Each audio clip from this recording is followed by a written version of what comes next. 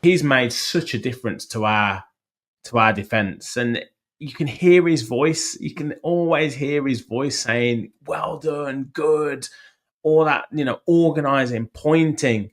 He's actually getting better at the releasing the ball quicker. Again, opposition that we're playing against noted, but Konsa's a better defender for whatever reason when he's playing alongside Tyrone Mings. Matty Cash seems a better defender when Konsa's on his game and he can have a bit more security. He's been fantastic, hasn't he? What a leader he is at the back.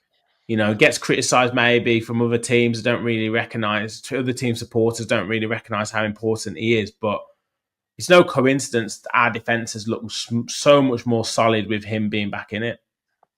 I really think that, it's crazy to say it, right? Considering, but I think if everyone's fully fit, my first choice defender would be Tyrone Mings. It'd be my first choice defender, subject to fitness and all that kind of stuff. And that doesn't mean I don't absolutely love. God, I feel like a kid at Christmas. I love Torres. I love him. I think he's quality footballer. Totally changed the way we play in the last couple of years. I love Konsa, Rolls Royce. So proud of him for England. I think Disasi's been tremendous. He has, hasn't he? He's like a cult hero, isn't he? Yeah, all four of our centre backs. It's like they're my kids. I love them all. I love them all dearly. Different times. Some of them piss me off, but you get my point.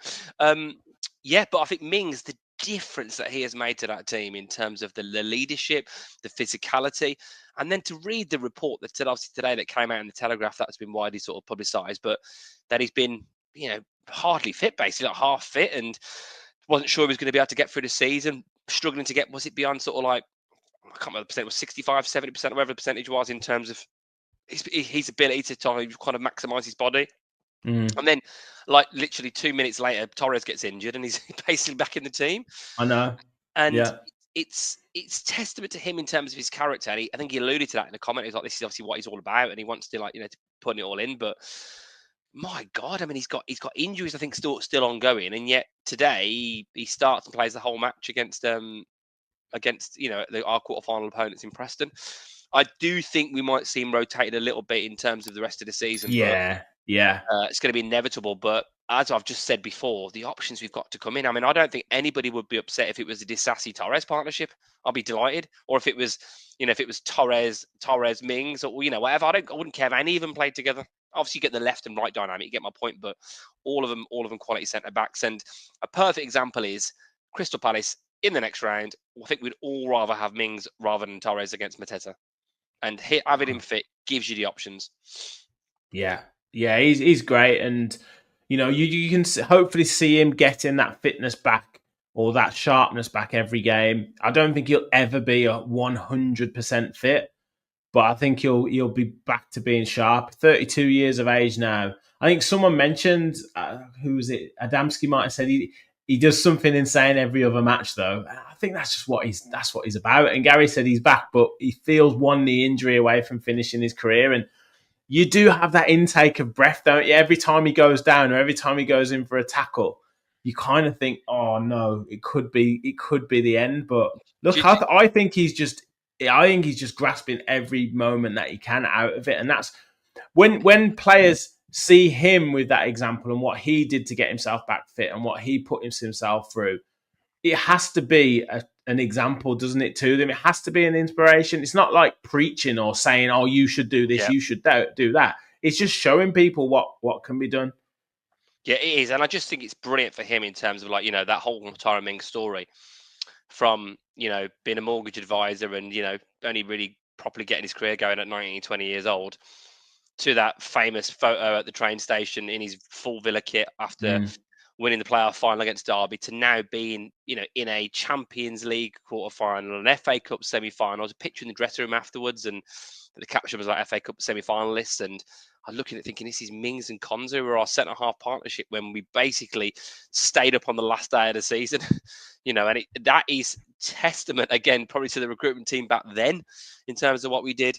But you are right. Every time he goes down, it reminds me of a little bit of chuckling to myself. Like when your kids were little, like you got little like toddlers, and they fall over, and you're like, "Oh God, is it a bad one?" Oh, they're all right.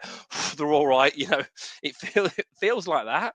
Anyone else goes down, obviously players get bad injuries, but with him, we know, is it just one bad, landing of your foot, getting stuck in the turf? But I don't know. I mean, if he's come back to Premier League football, then his knees have got to be in decent enough condition to be able to come back. And they do say sometimes he can be stronger. I don't know the full condition of either of his knees and what the ligaments are saying, but if you can just have a bit of luck on his side, look, even getting back, I think, to football after what happened to, I think he's probably, I know modern medicine's better than, than it was obviously years ago in terms of the chances of getting back, but if he could get a bit of silverware with Villa, like McGinn as well, I just think it'd be unbelievable for that kind of that story. And it would be, if it was to, I think Way's obviously moving at the moment. Obviously, he's on the committee, isn't he, for the future tournaments? And, he speaks so well. He's very erudite and intelligent. And I think he's someone you can see going on to great things even after he finishes his playing career. Yeah, I can see him being like PFA representative for the the players, like the head of PFA or some ambassador in the FA, definitely, because he speaks so well and he answers so well. So yeah, I do just have to mention Lee Dixon seems to get mentioned all the time now on our podcast, but it was so good to have him not commentating commentating on our game. And he was annoying me.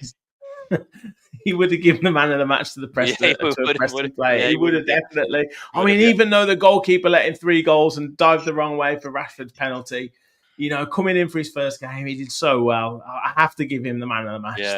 That's what Lee Dixon would have said. I have to. I like the way he looked at Rashford before the penalty and tried to give him a bit of answer. So that's enough for me. Yeah. But you mentioned glory for Tyrone Mings, John McGinn, and Unai Emery in the Aston Villa team, and standing in the way of the FA Cup final is Crystal Palace. Before we get into that, do you not think the draw was a little bit weird? Yeah, it was like they'd done it around someone's house, didn't it? You remember on Noel's house party? This is going to age me now. Anyone in the comments remember Noel's house party when they used to? Was it NTV when they'd have the cameras up and they go, anyway, hello, Joe Jones from Kettering, and I'm like, oh my god, I'm on my sofa. All I needed then is just to pull out a bag of balls. No puns, please. And what's he doing? Joe Hart's got the balls on his lap. No, it was so weird. It's like, going on?